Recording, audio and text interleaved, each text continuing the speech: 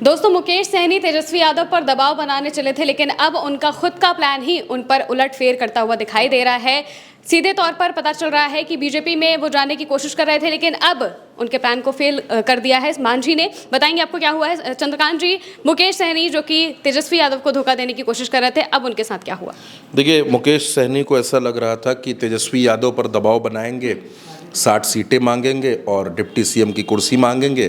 तो तेजस्वी यादव की ये मजबूरी है कि क्योंकि निषाद वोट उनके पास है, निषादों के वो नेता हैं, तो तेजस्वी यादव उनको 60 सीटें दे देंगे। लेकिन किसी भी अलायंस में इतनी ज़्यादा सीटें दे पाना, और वो भी तब जब आप इतने बड़े प्रभावशाली कोई दल नहीं है, नेता नहीं है, लेकिन आप सिर्फ दबाव की राजनीति के लिए सीटें मांग रहे हैं, तो तेजस्वी यादव की तरफ से उनको कोई पॉजिटिव रिस्पांस नहीं मिला कि तेजस्वी यादव उनको कितनी सीटें देंगे। दूसरी बात ये हुई कि एक मीटिंग चल रही थी महागठबंधन की। अमूमन महागठबंधन की बैठक में तेजस्वी के साथ कांग्रेस के तमाम नेता होते हैं और मुकेश सहनी खुद होते हैं, लेकिन इस मीटिंग में मुकेश सहनी नहीं थे। इस मीटिंग को छोड़कर वो चले गए, और छोड़कर वो पटना में नहीं रहे, वो दिल्ली चले गए, क्योंकि दिल्ली में वो संभावनाएं तलाश रहे थे। उनको लग रहा था कि भारतीय जनता पार्टी के आला कमान से उनकी बात होगी तो आला कमान उनको ओके कर देगा और कहेगा कि ठीक है, आप एनडीए में आ जाइए। लेकिन एनडीए एक ऐसा समुद्र बन गया है जिसमें न जाने कितने दल हैं। चिराग पासवान से लेकर उपेंद्र कुशवाहा, जीतन राम मांझी, भाजपा खुद है, जेडीयू खुद है, और अब उसमें अगर मुकेश सहनी की एंट्री हो जाएगी तो बाकियों का नुकसान होगा, जाहिर सी बात है। तो जीतन राम मांझी के बेटे हैं संतोष सुमन बिहार के नेता। उन्होंने कहा कि एनडीए में अब किसी दल के लिए, किसी दल के आने की कोई चर्चा नहीं है, कोई नया दल हमारे साथ नहीं आने वाला। ये कहकर उन्होंने मुकेश सहनी को एक मैसेज दे दिया। अब अगर मैं आपसे निषादों की ही बात कर लूँ बिहार में, तो ये जो आबादी बिहार में वो 9.6% के आसपास है, निषाद जिसकी मुकेश सहनी राजनीति करते हैं। अब आप इसमें अगर जातियों को देखें तो केवट, गोड़ी, गंगई, गंगोता, चाय, तुरहा, तियर, नोनिया, बेलदार, मल्ला, मझवार, मोरियारी, वनपर, ये तमाम उपजातियां हैं जो निषाद समाज में आती हैं। और अगर आप और इसमें समझने की कोशिश करें तो मल्ला, बिंद, केवट, कैवर्त, निषाद, ये तमाम जातियां हैं। अब मुकेश सहनी को लगता है कि ये जो 9% जातियां हैं, इसको लेकर वो तेजस्वी पर दबाव बना सकते हैं। वो बना भी रहे थे। उनको लगा कि भारतीय जनता पार्टी उनको अपने साथ ले लेगी, लेकिन भारतीय जनता पार्टी में, एनडीए में चिराग पासवान, जीतन राम मांझी, उपेंद्र कुशवाहा, ये तमाम दल हैं जो पहले से हैं, और वहाँ इन लोगों की ही सीट शेयरिंग नहीं हो पा रही है। मतलब आप जानती हैं कि मांझी 40 सीटें मांग रहे हैं, चिराग 70 सीटें मांग रहे हैं, उपेंद्र कुशवाहा भी कह रहे हैं कि अगर हमारे साथ सम्मान ना हुआ, क्योंकि लोकसभा में भी हमने मान लिया, अब विधानसभा में हम नहीं मानेंगे, 25 से 30 सीटों पे उनका दावा है। और वो ये कहते हैं कि अगर हमारी बात ना सुनी गई तो हम तो डूबेंगे सनम, तुमको भी ले डूबेंगे। तो ये स्थिति बिहार में एनडीए की चल रही है। तो ऐसे में मुकेश सहनी के लिए वहाँ पर दरवाज़ा पूरी तरीके से बंद है। मुकेश सहनी ने यहाँ भी अपने संबंध खराब कर लिए हैं। तो जब दोनों जगह बात नहीं बन पाई, जब एनडीए में भी बात नहीं बन रही, जब तेजस्वी भी पॉजिटिव संकेत नहीं दे रहे, तो अब मुकेश सहनी एक नया शिगुफा निकाल कर लाए।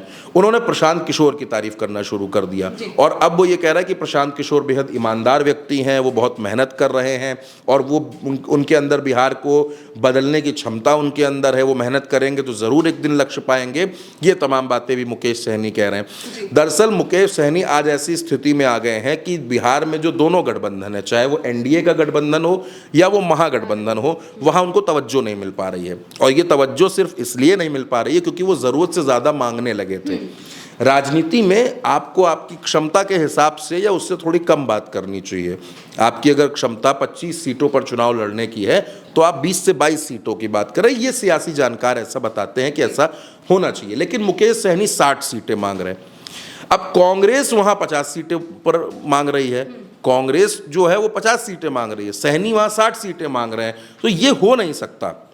तेजस्वी की पूरी तैयारी ये है कि तेजस्वी 100 से 110 सीटों पर अपने प्रत्याशी उतारें। ये तेजस्वी की तैयारी है। और बाद में जो है उसमें कांग्रेस को, मुकेश सहनी को, वाम दलों को, झारखंड मुक्ति मोर्चा को, और एक चर्चा पशुपति पारस की है कि पशुपति पारस को सीटें दे दी जाए, ताकि ये एक ऐसा ताना बाना तैयार हो। क्योंकि आप जानती हैं कि आजकल देश में पीडीए की बड़ी चर्चा होती है, तो पीडीए का समीकरण सेट कर दिया जाए, अगड़े पिछड़े सबको साथ लेकर के चला जाए। तेजस्वी यादव बार बार ये बात कहते हैं। ये वक्त बड़ा अटैकिंग वक्त था जब आप नीतीश कुमार पर सीधे हमला बोल सकते थे, क्योंकि जिस 71,000 करोड़ को लेकर कैग की रिपोर्ट सामने आई है कांग्रेस और तेजस्वी उस पर हमलावर है, मुकेश सहनी उस पर चुप्पी मार गए हैं। ये क्यों? ये इसीलिए कि वो एनडीए में अपने लिए वो वहाँ पर नॉक कर रहे हैं, लेकिन दरवाज़ा खुल नहीं रहा है। अब अगर दरवाज़ा नहीं खुलेगा तो मुकेश सहनी क्या करेंगे? जाहिर सी बात है, वापस लौट कर वो तेजस्वी के पास आएंगे, और जब तेजस्वी के पास वो लौट कर वापस आएंगे तो फिर तेजस्वी अपनी शर्तों पर उनकी सीटें तय करेंगे। मुकेश सहनी, मुझे ऐसा लगता है कि राजनीतिक नासमझी के शिकार हो रहे हैं। वो समझ नहीं पा रहे हैं कि उनको राजनीति में होता क्या है कि अगर आपके अंदर स्थायी नहीं है चीज़ें तो फिर आपकी स्थिति यही बनी रहती है। और ये एग्जाम्पल आपको सिर्फ बिहार में नहीं मिलेंगे, ये एग्जाम्पल आपको उत्तर प्रदेश में भी मिलेंगे। चाहे आप ओम प्रकाश राजभर को देखिए, जयंत चौधरी को देखिए, आप चाहे संजय निषाद को देखिए, इन लोगों के अंदर भी ऐसी अस्थिरता बनी रहती है सीटों को लेकर, चुनाव को लेकर। अब आप ये भी देख रही हैं कि ओम प्रकाश राजभर भी एंट्री मार रहे हैं बिहार में, यानी कि बिहार का जो जिसको आप ये कहते हैं ना बैटल ऑफ बिहार है, तो बैटल ऑफ बिहार में कई रंग देखने को मिल रहे हैं, अलग अलग तरीके के रंग देखने को मिल रहे हैं। और जहां अपने ही जो अपने हैं वही भारतीय जनता पार्टी की और एनडीए की मुसीबत बढ़ा रहे हैं। लेकिन फिलहाल जो दिक्कत है वो मुकेश सहनी की बढ़ गई है। अब मुकेश सहनी बिहार में कैसे अपने आप को साबित करेंगे, कैसे वो इलेक्टोरल पॉलिटिक्स जो है इसमें कैसे अपने आप को वो साबित करें, कैसे दिखाएं, और एक अविश्वास पैदा हो गया है मुकेश सहनी को लेकर, चाहे वो तेजस्वी के अंदर हो या कांग्रेस के अंदर हो। तो मुकेश सहनी बुरी तरीके से फंसे हुए हैं दोनों गठबंधनों के बीच में।